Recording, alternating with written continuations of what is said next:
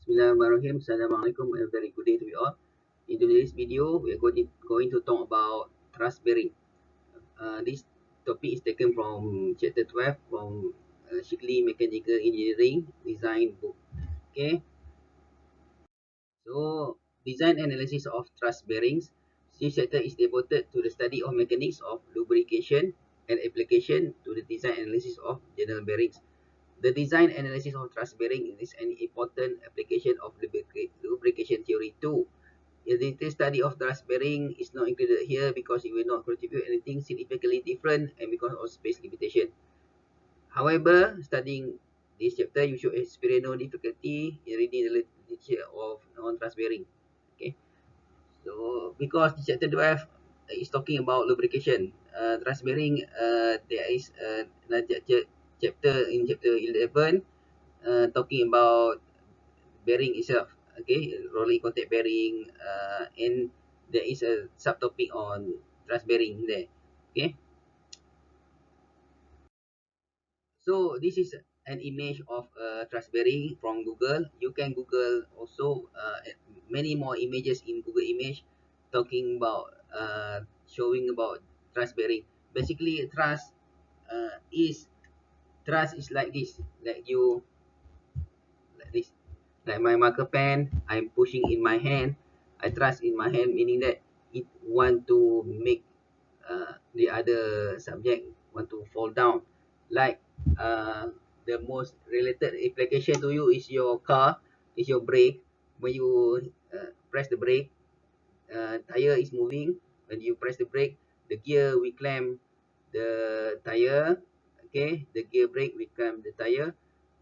uh, the process of clamping it is a thrust. It give some thrust to the tires to make it tire slower. There is a thrust. Okay. So fixed pad thrust bearing.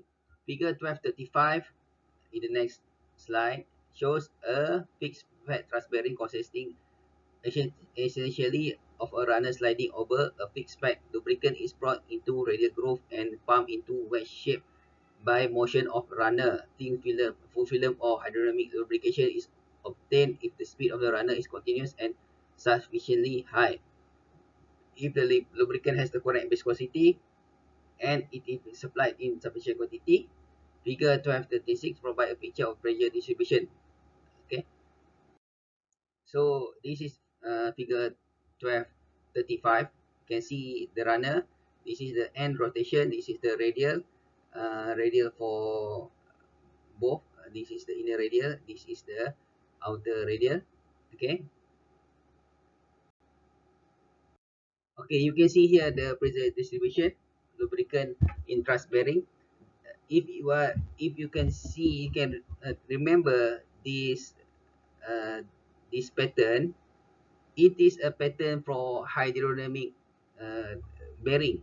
There is a video on how this theory happened from Beacon Tower. If you see the textbooks, it is at the beginning of the chapter stating that how this researcher back in 18th century named Beacon Tower, he uh, he found out that the pressure distribution in the general bearing is like this pattern.